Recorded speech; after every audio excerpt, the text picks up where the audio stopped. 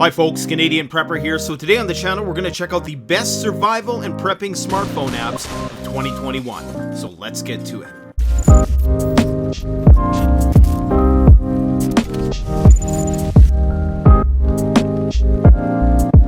So there was a few apps that didn't quite make the cut, and there's some new technology that's coming to market worth mentioning that is probably going to open the doors for a lot of other apps in the future. For instance, Apple's new phones have LiDAR technology, which is likely going to enable some really cool range finding options, among other things I would imagine. There's also other smartphones on the market that have integrated thermal imagers, which allow for a variety of functions that might be useful for survival and preparedness.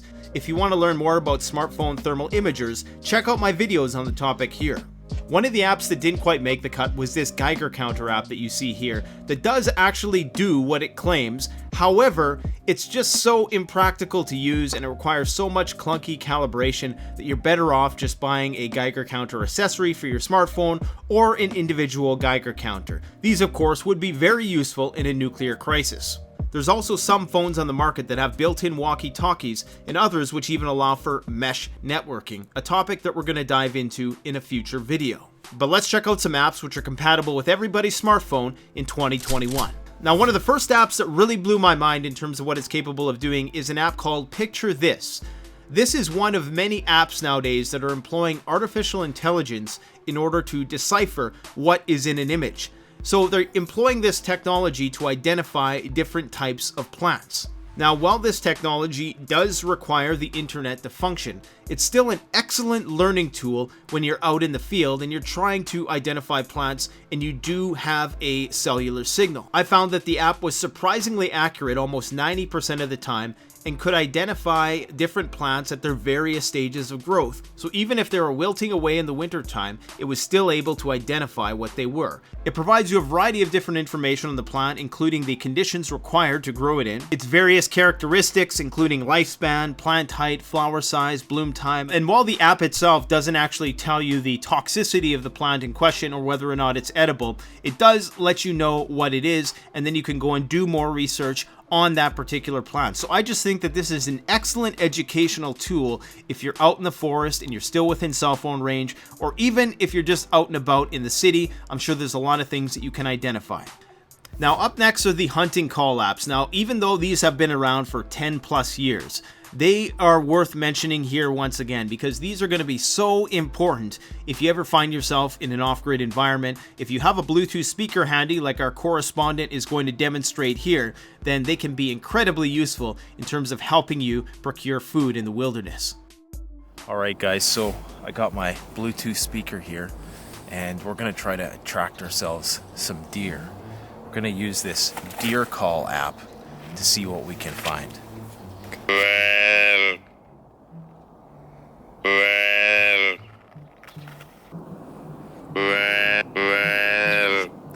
think I see something. It's coming. Let's go check it out. Can you hear that? She's calling back.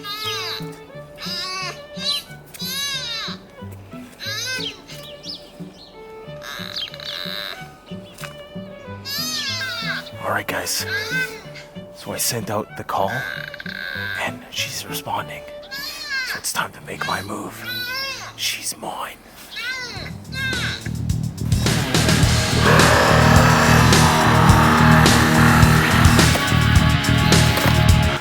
I think I got it, but he's not quite dead yet. I'm gonna have to stalk him for a bit.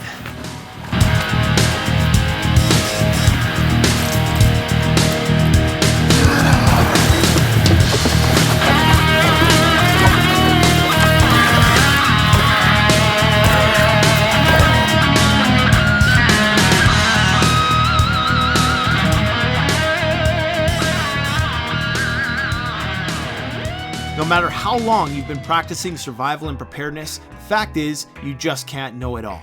Having access to the wealth of knowledge that the internet brings is going to be highly beneficial in a survival situation. Unfortunately, if we're talking about a grid down event where there's no power running through the power lines, then it's likely that you're not going to have this luxury. So there's a few options you can take here. One, you can download as much stuff as possible onto micro SD cards and external hard drives, or you can download this Kiwix app, which is going to allow you to basically store large portions of the internet into a micro SD form, namely Wikipedia. Most people don't realize this, but you can actually store all of Wikipedia in its entirety on a 128-bit micro SD card that you can access and search on your phone like you would as if the website was online. Our correspondent on the ground will demonstrate this. I'm stranded in the middle of nowhere. All I have is this bug out roll and this Bluetooth speaker. Don't ask why. I also have a smartphone, and I was fortunate enough before I came out here to download the Kiwix app, and I have access to all of Wikipedia, even though I'm completely off the grid right now. So I'm gonna try to look up some information about this mysterious environment that I'm in to see if I can find something about the wildlife and hopefully figure out a way to get some food around here. So let's pull up the app.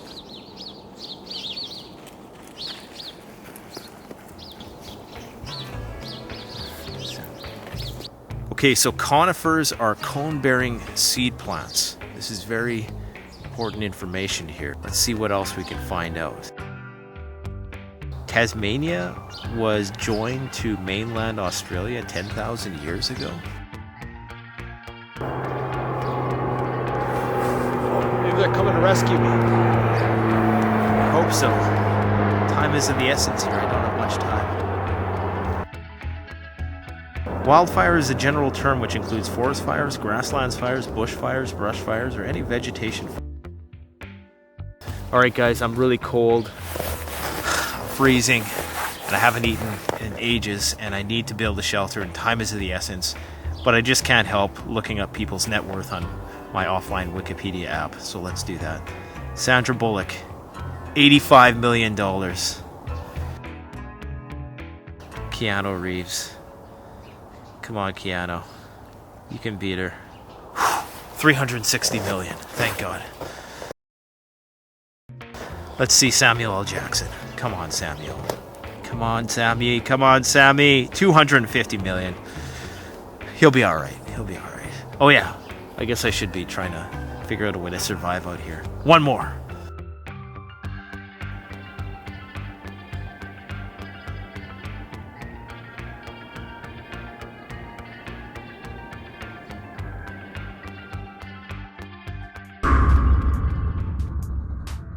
The benefits of a translator app in a post-disaster world could be life-saving.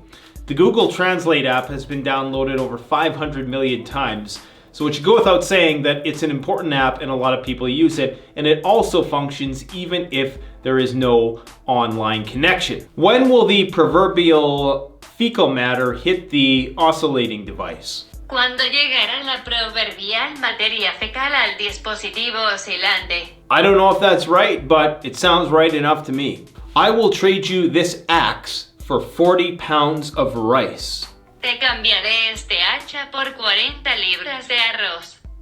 So obviously this will come in very handy for barter purposes. Another excellent app that could be useful in a survival situation is the Sun Surveyor Sun Tracker app. This app is going to also be useful if you are trying to plan out the best position to put your solar panels in. I've actually done an in-depth review on this app in the past, but it's still relatively unknown, so I thought I would mention it again. So this is the sun. This is where it's saying the sun is supposed to be. I don't have it 100% calibrated right now, but it's close. It's showing you the trajectory of the sun. So it's showing you that, you know, at a certain point of day, 7 p.m., the sun's going to be past the horizon down there. Basically says that's south. That's where the sun is, and that's the trajectory. So, of course, as we go into spring and summer, the arc of the sun is going to be much longer, and that's why we get longer days. Now, in terms of apps that contain survival manuals, there are a lot of generic survival manual apps out there. But in my personal opinion, the most well-made, user-friendly app to date happens to be the John Lofty Wiseman's SAS Survival Manual. It has a lot of integrated tools that use some of the sensors on your phone, and it's just a very comprehensive app written by somebody who is into preparedness and just a lot of very useful information. Another form of app that you're going to want to consider is an offline map app.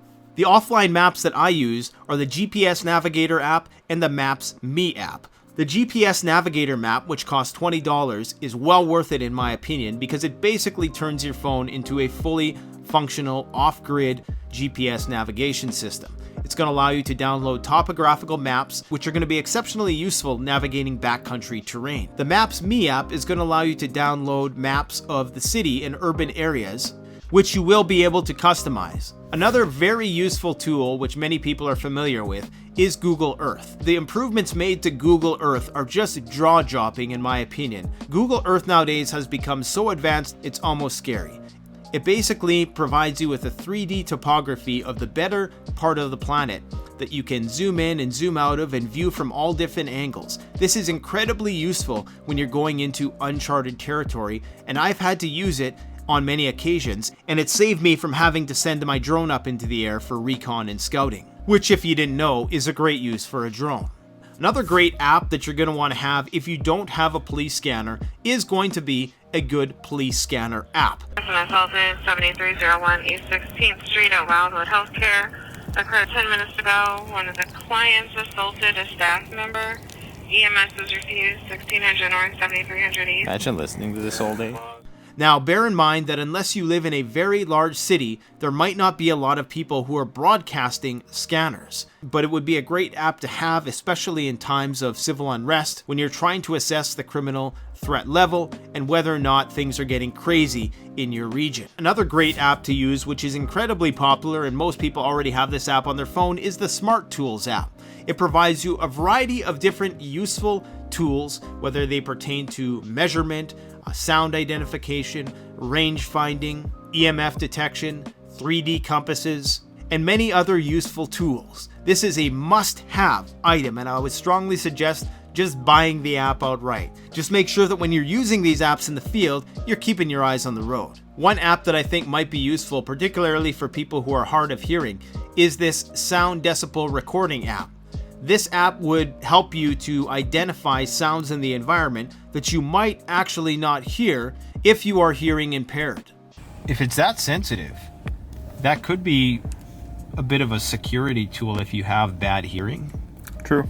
You know, like if you were deaf and you found yourself like in a wilderness situation at night, this would pick up sounds that you couldn't hear. This is probably one of the best knot tying apps that I've ever seen. It allows you to get a 3D view of the knot that you're trying to tie so you can see it from all angles, and it allows you to play back the animation in slow or fast speed. It's just a really easy app to learn how to do knots. There is no excuse for anybody who owns a smartphone not to know how to tie basic knots. Now, there's a lot of first aid applications for smartphones, namely things like the Red Cross, which are definitely useful to have and can be useful for a lot of situations when we're not talking about big prepping emergencies where there's large scale grid down and help is not able to come. But if help is not able to come, your options for apps that go into greater detail is actually quite limited. And that's where getting actual books onto your phone is going to be highly beneficial. I use the Kindle app to download full books onto my phone. Books like When There Is No Doctor or How to Give Dental Help When There Is No Dentist, as well as numerous other survival manuals. Now, a more practical app that's not for SHTF purposes, but I've found very useful on many occasions, especially when I'm running out of fuel, is Gas Buddy. This is a great map for travel because, as you can see on the map here, it shows you the different prices of gasoline in the different townships, which is going to allow you to plan out your trip to get the best bang for your buck in terms of gasoline. Now, another great app is the WeatherBug app. The great thing about this app is that it's more than just telling you what the temperature is. It actually provides you a lot of useful weather information. It allows you to overlay a variety of different layers onto a global map. These layers provide you various information from wind speed to humidity to precipitation, temperature, dew point, wind chill, local pressure. A lot of incredibly useful information that will unfortunately require you to have a data signal. So this is not going to work far in the backcountry. Now in the next few months, I'm going to be coming out with an application that I hope is going to be very useful for people within the preparedness community. I'm not going to spill the beans on anything yet. It's going to be top secret until it's released. But until then, stay tuned and please let me know in the comments section if there's any other useful survival and preparedness apps that you use and would recommend. Thanks for watching. Don't forget to like, comment, subscribe. If you enjoyed this video, Canadian Prepper out. The best way to support this channel is to support yourself by gearing up at CanadianPreparedness.com. Your one-stop shop for premium, high-quality, brand-name products that have been tried and tested by myself and other YouTube gear reviewers. My subscribers save 10% off by using the coupon code SURVIVALPREPPER. All one word in all caps.